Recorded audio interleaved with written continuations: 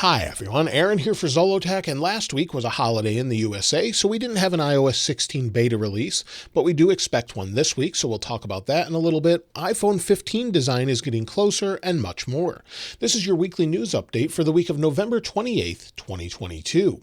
Now this morning, Apple introduced Oceanic Plus for Apple Watch, saying that it launches today. Now we heard about this back with the Apple Watch announcement with the Apple Watch Ultra, but we haven't seen this yet until today, where it's a dive computer on your wrist. So you can download this and use all the basic functions for free, but if you want decompression tracking, tissue loading, a location planner, and unlimited logbook capacity, it's $9.99 per month or $79.99 per year. There's also family plans available as well.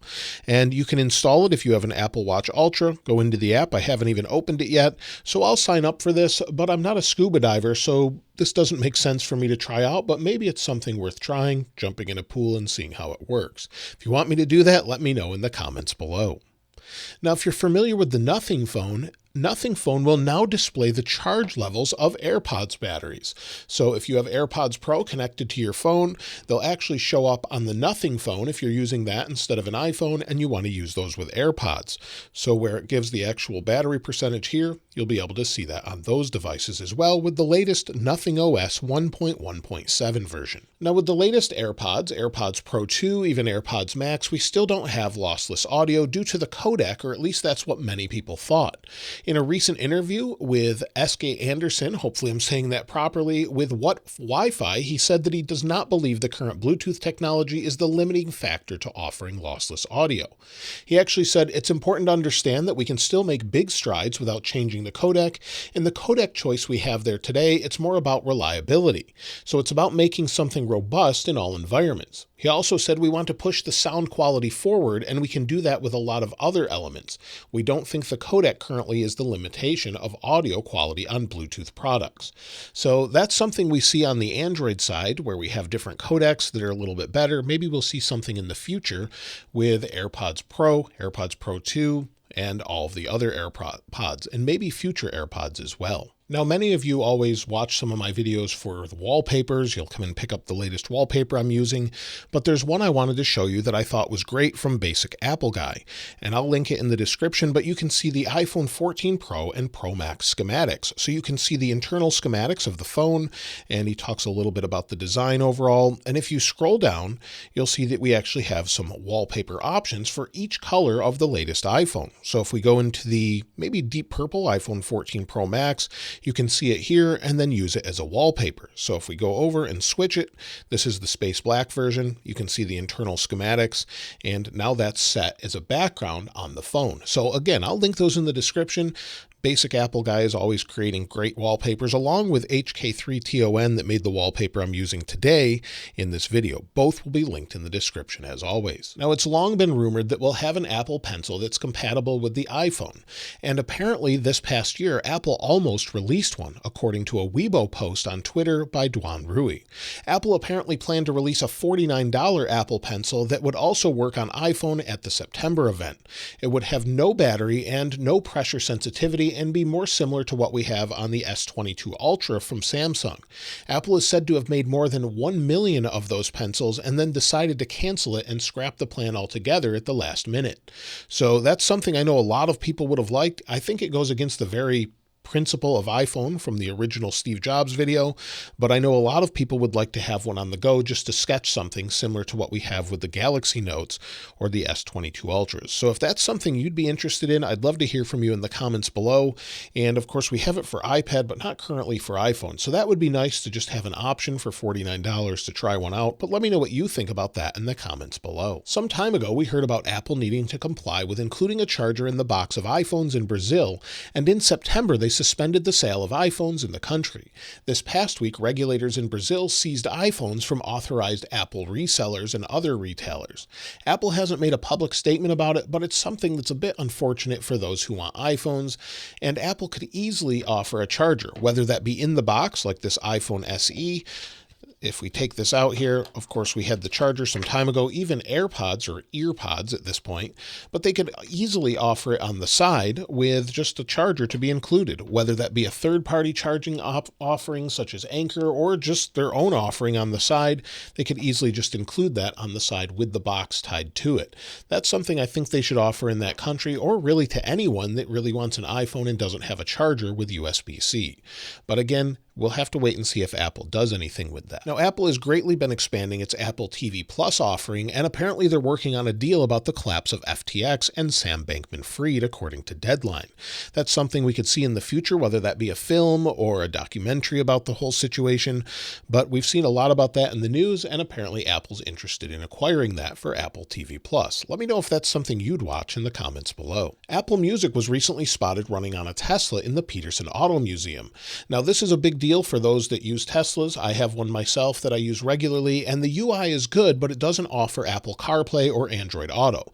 It's nice and fast, has Google Maps, shows different charge points and more, but soon it could have Apple Music. Currently it has Spotify. That interface was okay, but having Apple Music would be even better.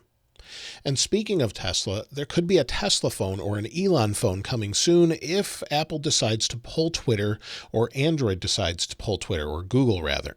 And if that's the case, based off a recent tweet, Elon might make a phone. Now, this has been long rumored that he would make a Tesla phone, and he's often shot the idea down saying, no, we're not making a phone. But apparently this is the first time it's been public where he could be pushing out one of those phones in the future.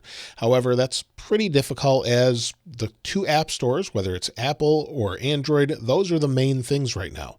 I don't know that third-party developers would want to make something for a different phone, but there's always room for competition, and I'd definitely be interested to see what kind of UI and interface it could have overall, but I doubt we'll ever see it. Let me know what you think about that in the comments below.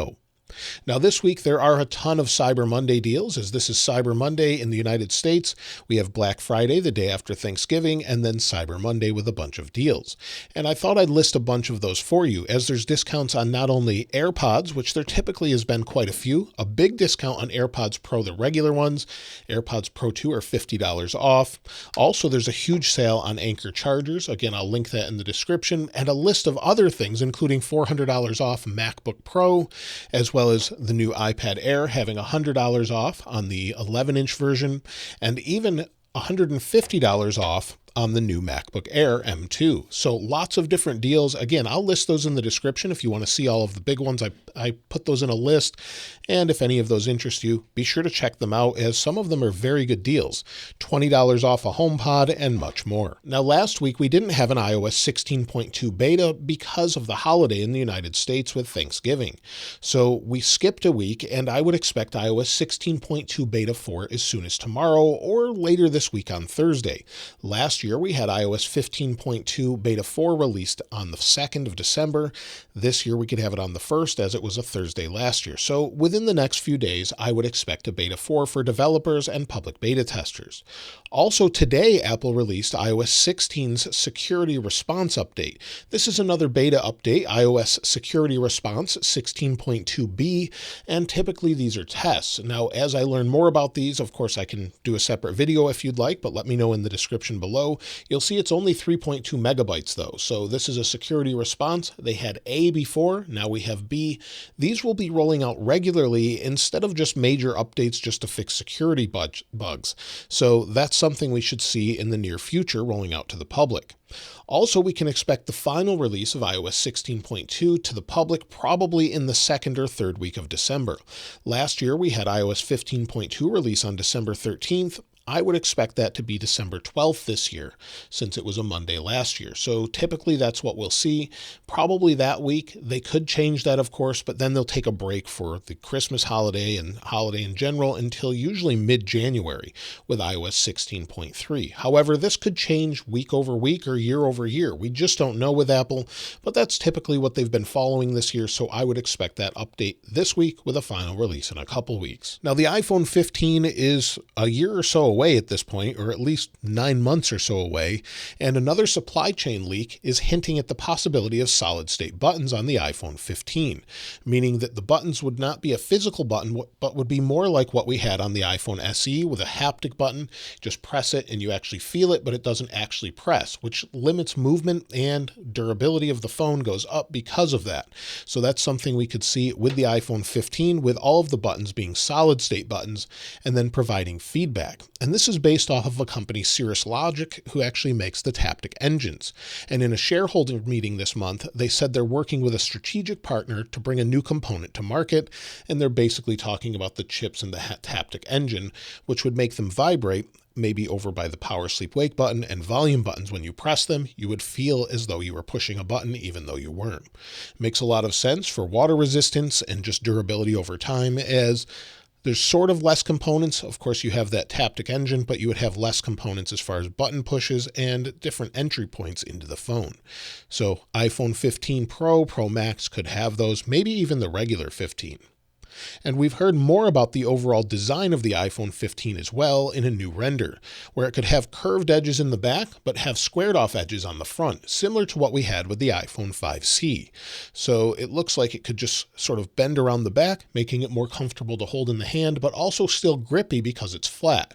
It would give a flat display still, like we currently have, and then just round off the back. I think that would be a great compromise compared to what we had with previous generations with the iPhone 11s, where they were nice and round around the outside edge, very convenient, but also a little slippery. I think that would be a nice compromise and something we haven't seen before, or at least in metal we haven't seen before. We saw it in plastic with the 5C. Let me know what design you prefer most with the iPhones in the comments below. And so for next year, we're waiting for the new Mac Pro, some updated MacBook Pros, so we would have the M2 Pro and M2 Max. We're also waiting for that new headset, the virtual reality headset with Reality OS. We know Reality OS is the name, at least what they have in the code anyway. It could change in the future, but it looks like it will have integration for all of the major apps that Apple makes with iMessage and more. So those things are in the works. I think we'll see those in early 2023, and so far at the end of this year, everything's been released, so we're just waiting for those new products in a couple months at this point to see what Apple has for 2023. Let me know what you're most excited for in the comments below, and of course, like I said before, I'll link this wallpaper and the other wallpaper I used in the description like I normally do. If you haven't subscribed already though, please subscribe, and if you enjoyed the video, please give it a like. As always, thanks for watching. This is Aaron. I'll see you next time.